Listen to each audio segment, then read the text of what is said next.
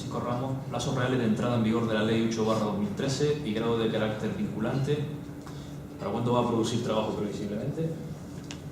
No tengo ni idea. Realmente la ley no dice nada de plazos. Lo que dice es que efectivamente en el informe de evaluación habrá que hacer hay que hacer una valoración de medidas correctoras y a partir de ahí poner una serie de plazos en cada uno de los informes de evaluación. Pero la ley no establece plazos. Sí creo que al final, en las disposiciones finales, habla de, para los edificios que tengan más de 50 años, yo creo que habla de 15, Javier, si tú te acuerdas de este dato, en menos de 15 años tienen que tener, decían en el anteproyecto 10, luego cambiaron a 15 aproximadamente, pero fijaros que estamos hablando de periodos largos, ¿no?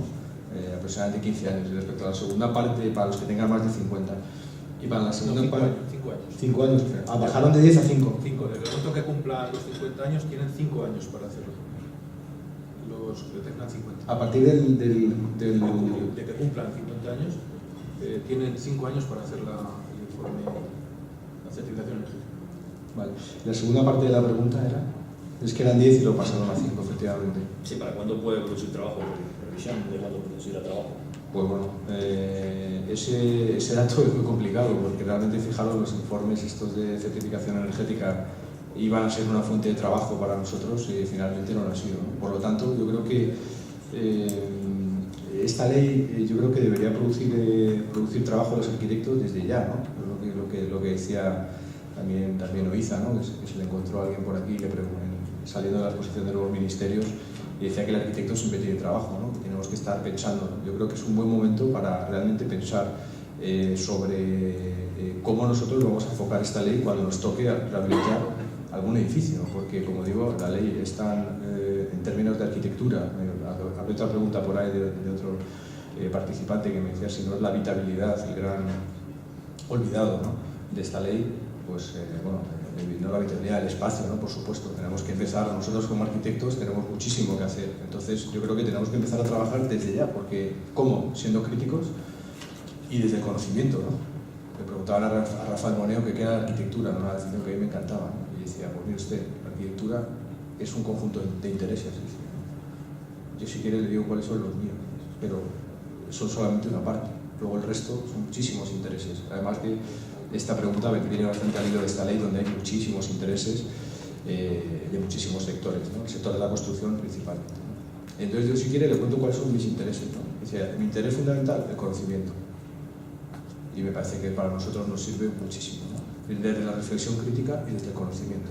Esas son las dos grandes herramientas que si tenemos nos convertiremos en necesarios, ¿no? Yo no creo que consigamos trabajo porque haya una ley que alguien imponga a la sociedad, y de hecho os digo que yo, que soy, como muchos de los que estáis aquí sabéis, un gran apasionado de las redes sociales como instrumento de trabajo, como instrumento de cambio, percibo, preguntaba Lucas antes por esa especie de demonización de los arquitectos, ¿no? Yo no diría que estamos demonizados, pero sí el certificado energético ha causado en la población un cierto hartazgo.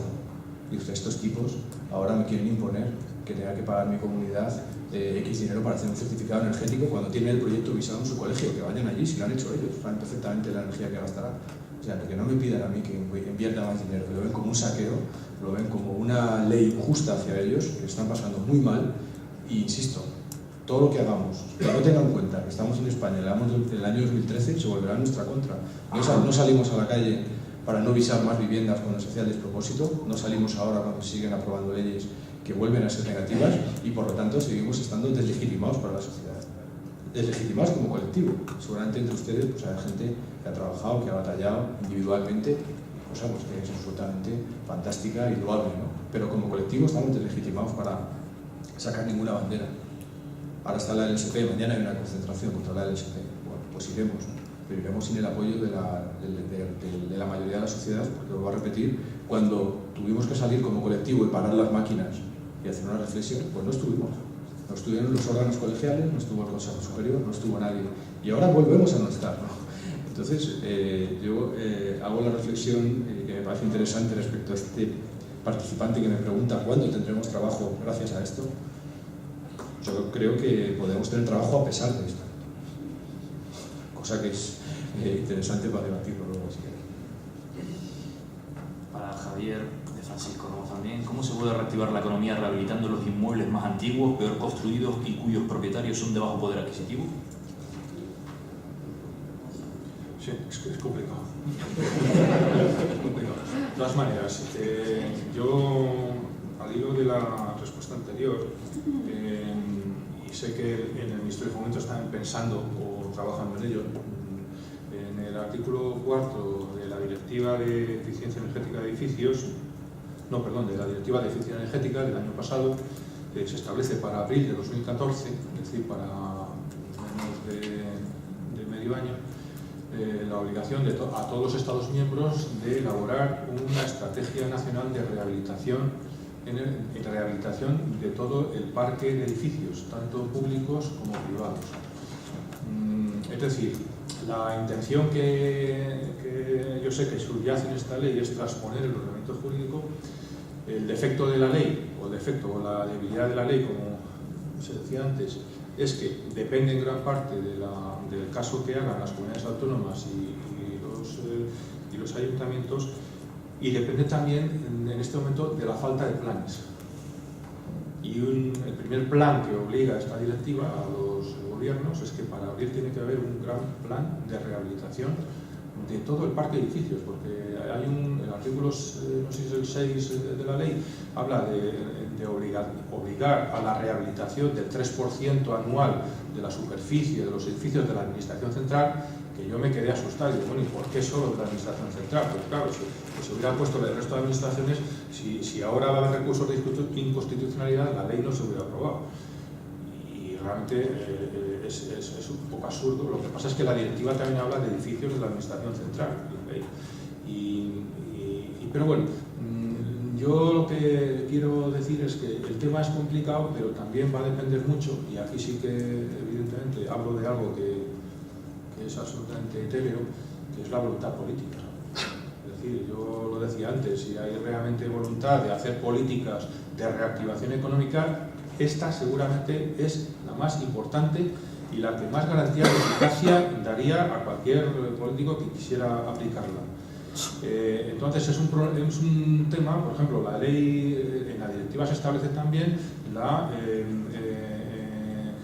creación de un fondo nacional para la eficiencia energética. Es decir, en la directiva se establece que las compañías distribuidoras tienen que ahorrar un 1,5% de la facturación de sus clientes finales cada año.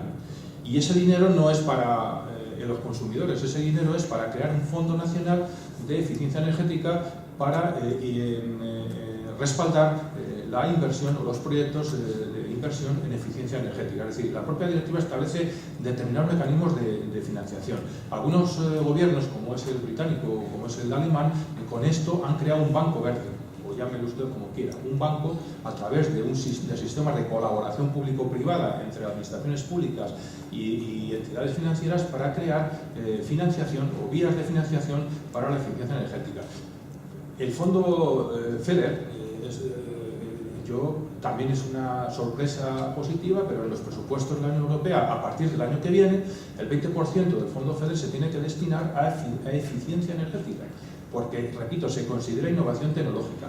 Bueno, eso para España puede suponer 3.000 millones de euros en 7 años para inversiones en eficiencia energética, a los cuales se puede añadir otros 1.800 o 1.000 millones más en lo que son o han sido los programas de Horizon 2020, programas de energía inteligente, que España en los últimos 7 años ha cogido o ha captado 1.800 millones de esos fondos, con lo cual en España realmente el problema no es tanto de financiación, de posibilidades de financiación, como decir, oiga, vamos a coordinar la reforma eléctrica con la reforma que se quiere hacer de la ley de rehabilitación, coordinar esas políticas para realmente poner en manos de los promotores, de los constructores, de las inmobiliarias y de los usuarios finales instrumentos para poder llevar a cabo.